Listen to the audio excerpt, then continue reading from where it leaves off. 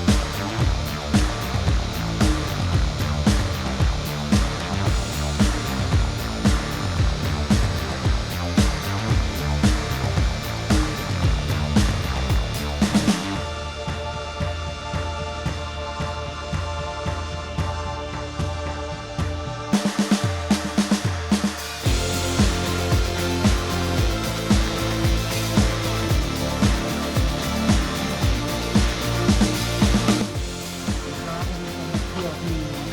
ในกำปองครับนี่ในก็มาอยู่ที่น้ำตกในกำปองธรรมชาตินั่นทางนี้เต้กันนะธรรมชาติสวยมาก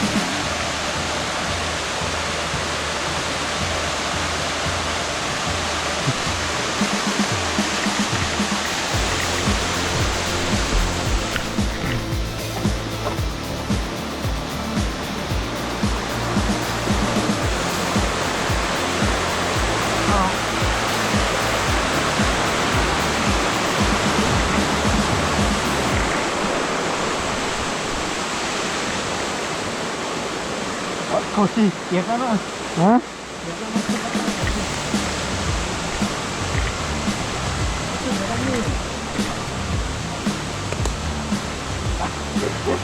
มาเห็นหน้าเลยอ่ะ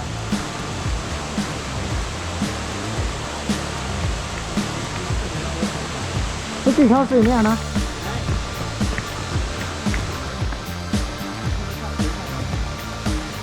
อากาศดีมากเลยเนาะ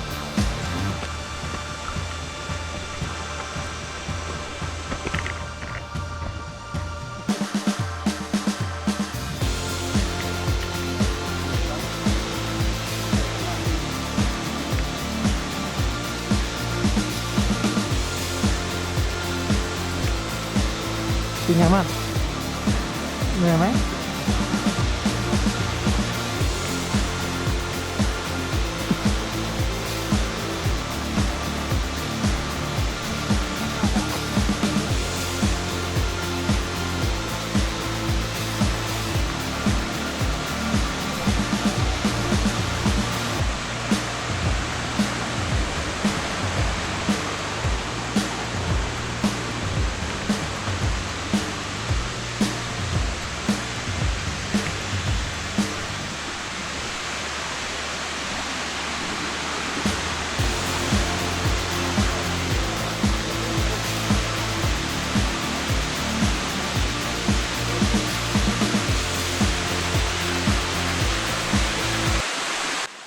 โรงนี้เย็นจริงใส่ดีตัวค่ะอากาศเย็นมากเลยธรรมชาติก็สวยมาก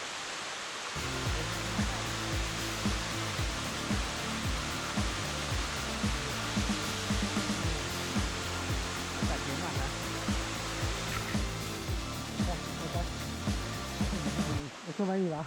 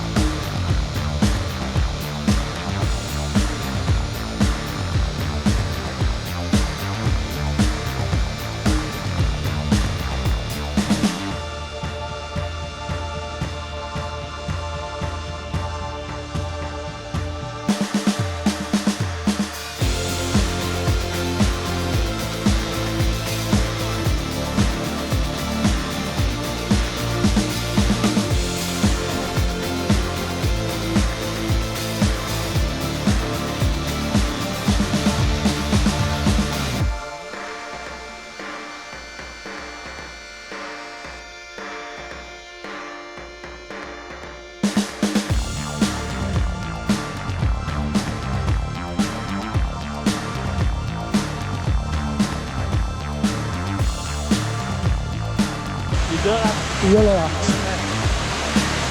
จะขึ้นเขาแล้วพี่ใจเย็นนี่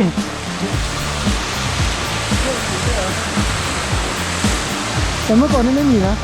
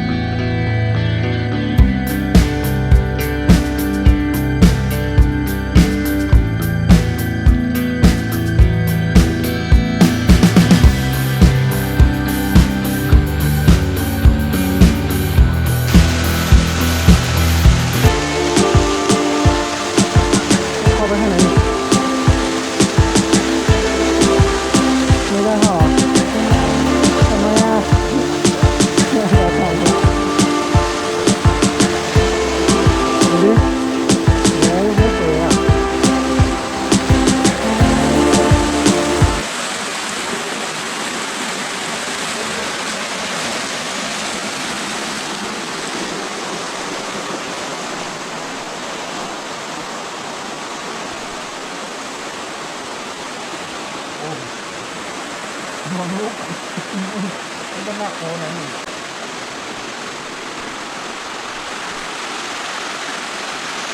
นะครับถือดี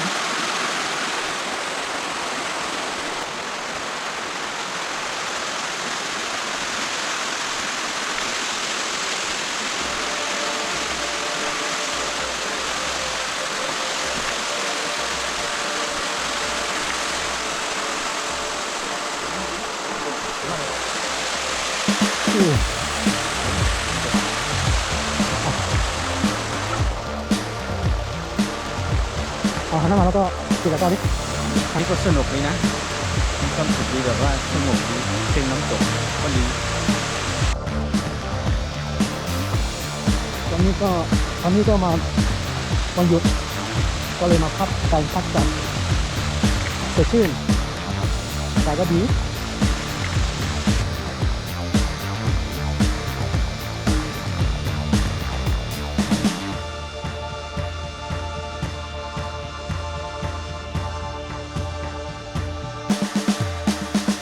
เราไปเที่ยวเราจะได้พูดคุยกัน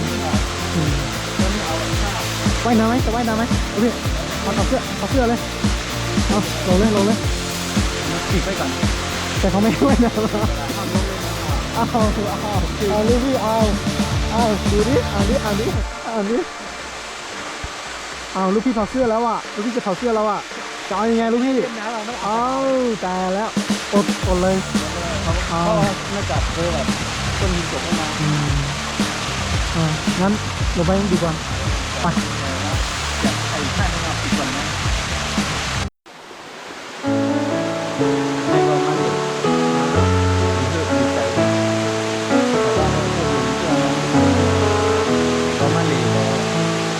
ระวังด้วยที่ระวังตั้งคืนสั้นมี